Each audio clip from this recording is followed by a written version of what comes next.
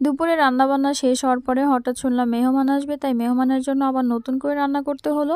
কে এই মেহমান আর কি কি রান্না করলাম তাদের জন্য, নিজের এত ইম্পর্টেন্ট কাজকর্ম ফেলে সবটাই থাকছে আজকের ভিডিওতে। হ্যালো এভরিওয়ান, আসসালামু আলাইকুম সবাইকে। সবাই কেমন আছেন? বেশ কয়েকদিন আগে মনে মনে প্রতিজ্ঞা করেছিলাম যে সংসারের কোনো কাজে হাত দিব না। যে কাজটা আমি শুরু করেছি সে কাজটা আমি খুব পরিমাণ মনোযোগ দিয়ে করব, যাতে করে আমার কাজটা সাকসেসফুলি হয়ে যায়। ভেবেছিলাম সংসারে যেহেতু মা আছে, ভাবি আছে, তাই আমার কোনো কাজে হাত না দিলেও চলবে, তারাই সব কিছু সামলে নেবে। কিন্তু কোথায় আর হলো, সেটা তো হলোই না। বরং যে আশা করেছিলাম সবকিছু মাটি হয়ে গেল। কোনো মেহমান আসলে আমার সব কাজ বাদ দিয়ে তারপর মেহমানদারি করতে হয়, না হলে মেহমানের সঠিক আপ্যায়ন হয় না। তাই বাধ্য হয়ে আমার সব কিছু করতে হয়। এভাবে চলতে থাকলে আমি আমার কাজটা সাকসেসফুলি কিভাবে করব, এই জিনিসটাই কাউকে বোঝাতে পারি না।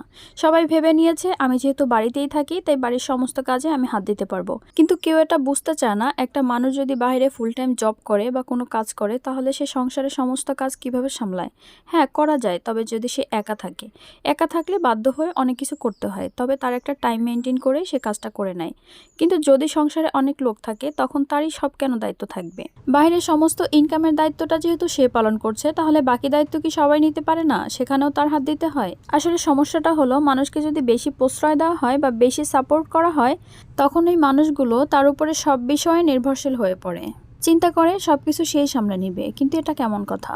তো যাই হোক, দুপুরের রান্নাবান্না শেষ করার পরে যখন খেতে বসবো তখনই শুনি যে বিকেলবেলা মেহমান আসবে, আর মেহমান শুধু রাত্রে থাকবে, সকালবেলা আবার চলে যাবে। তাই তাড়াহুড়ো করে খাওয়া দাওয়া কমপ্লিট করে নিজের কাজকর্ম সবকিছু ফেলে আবার রান্না করতে চলে আসলাম। যেহেতু শুধুমাত্র রাত্রে থাকবে, সকালবেলা আবার চলে যাবে, তাই জন্য বেশি কিছু আর রান্না করব না, শুধুমাত্র একটা মুরগি রান্না করে নিয়েছি।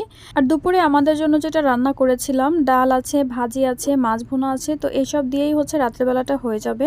আর তাদের জন্য কিছু পিঠা বানিয়ে নিয়েছি, কারণ তারা যেহেতু অনেক দূরের মানুষ, হয়তোবা আর আসবে কিনা তাও জানা নেই, তাই জন্য ভাবছি যে কয়টা পিঠা বানাই।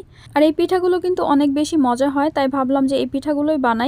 আর এগুলো বানাতে একটু সহজ মনে হয়। আর আমি সব পিঠাগুলোই হচ্ছে আমার সাজ দিয়ে ডিজাইন করেছি, আমি হাতের ডিজাইন করি নাই, কারণ হাতের ডিজাইন করতে অনেক বেশি সময় লাগবে। সেজন্য আমি সবগুলো সাজ দিয়েই ডিজাইন করেছি। আর সাজ দিয়ে ডিজাইন করতে কিন্তু অনেক তাড়াতাড়ি হয়ে যায় আর মজাও হয়, তাই ভাবলাম যে শর্টকাটে মজার জিনিস এটাই বানাই, এটাই বেশি ভালো হবে। পিঠাগুলো বানিয়ে তেলে ভেজে তারপর আমি দুধ জাল করে রেখেছিলাম, দুধটা ঠান্ডা করে নিয়েছি। এরপর আমি গরম গরম পিঠাটা দুধের মধ্যে দিয়ে দিচ্ছি। আর গরম দুধের মধ্যে পিঠাগুলো দিলে কিন্তু পিঠাগুলো একদম নরম হয়ে ক্ষয়ে যায়। আর এদিকে আমি অল্প করে পোলাও রান্না করেছি, আর এই হচ্ছে আমার মুরগির মাংস। তো মেহমান হচ্ছে আমার এক খালা খালু, তো খালার ভাগিনার জন্য আমাদের পাশের এলাকায় মেয়ে দেখতে আসবে। বিকেলবেলা আসবে, আর মেয়ে দেখে যেতে যেতে তাদের রাত হয়ে যাবে, তাই ভাবলাম রাত এখানে থেকে দেন সকালবেলা চলে যাবে। তো এই জন্যই তাদেরকে বলেছি, আর তাদের জন্য এসব কিছু আয়োজন করেছি।